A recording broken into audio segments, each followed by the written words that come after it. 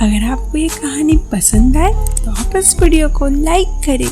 Channel पे पहली बार आए हैं तो आप सब्सक्राइब तो कर ही सकते हैं। चलिए अब इस कहानी को शुरू करें। सुरेश है जीजा जी और वहीं शालू है साली।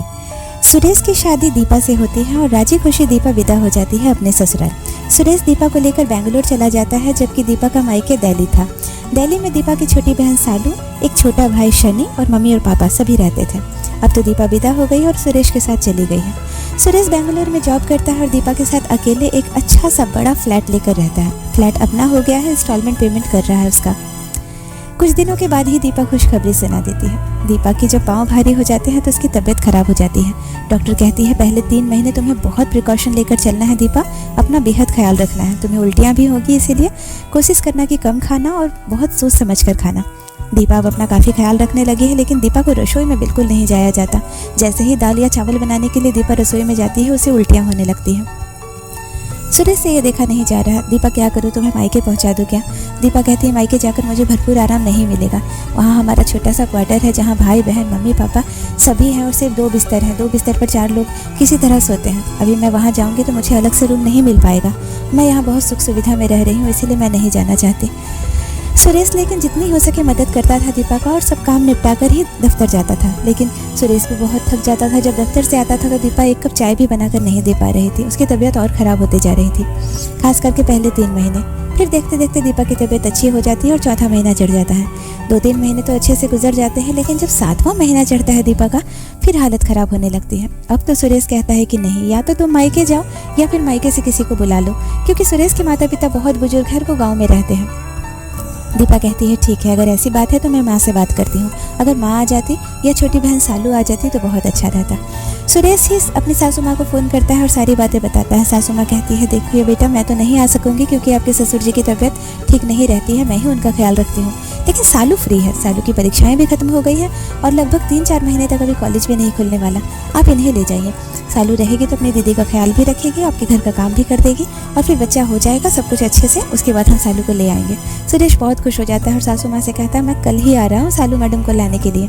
सालू जब सुनती है कि मैं दीदी जीजा जी के घर जाऊंगी तो खुशी से उछल पड़ती है। वाह, मुझे बहुत मज़ा आएगा, मैं दी के यहाँ जा रही हूँ।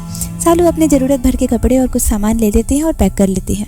जीजा जी पहुँच जाते हैं कल ही लेने के लिए सालू को, और सालू राजी खुशी अपने घर से विदाई ले लेती है। सालू को जब ट्रेन में जीजा जी लेकर जा रहे हैं तो खूब मजा मस्ती करते हैं दोनों जीजा और साली।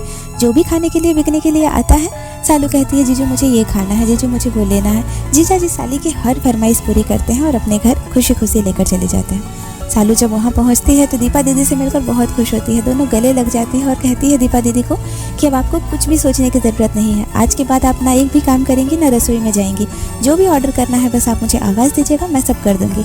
सालू के ऐसे नटखटपन को देखकर दीपा बहुत खुश होती है और अपनी बहन से बहुत प्यार भी करती थी।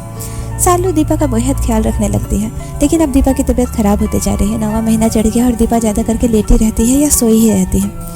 जीजा जी रात में दफ्तर से आते हैं तो उन्हें खाना गर्म करके देना, उन्हें गर्म पानी देना, उन्हें तौलिया देना, आधी रात को उन्हें ब्लैक कॉफ़ी बनाकर देना, जैसे सारे काम जो दीपा करती थी अब सालू को करना पड़ रहा है। आधी रात को एक बार सुरेश काम कर रहा था, उसे ब्लैक कॉफ़ी पीने का मन किया। दीपा की तरफ देखा तो दीपा की आंख लग गई थी। सुरेश को उठकर कॉफ़ी बनाने में बड़ा आलस लगता था और वो बना भी नहीं पाता था वैसे। फिर बड़े हिचकिचाहट से उसने सालू को आवाज़ दिया। सालू भाग कर आई। हाँ जीजू, कुछ चाहिए क्या? सुरेश ने कहा मेरे लिए 1 कप कॉफ़ी बना दोगी?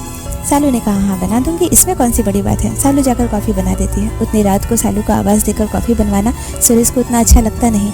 वो सोचता है कहीं सालू मेरे बारे में कुछ गलत ना सोचने लगे, लेकिन खैर ये बात बीत जाती है।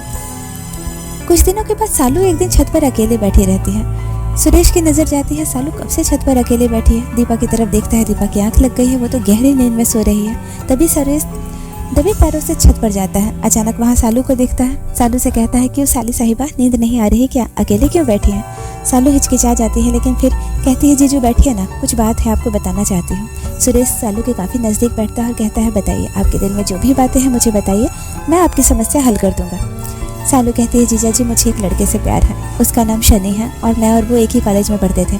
मेरी से सनी सीनियर थे और अब सनी को नौकरी भी हो गई है। मैं चाहती हूँ कि कल को मेरी शादी की जब बात चले तो आप मेरी तरफ से सनी की बात मेरे घर में कीजिएगा, वरना मैं मम्मी पापा से कैसे बात कर सकती हूँ अपने बारे में खुद। सुरेश को बड़ा अच्छा लगता है। वो कहता है ठीक है फिर सनी की तस्वीर दिखाइए।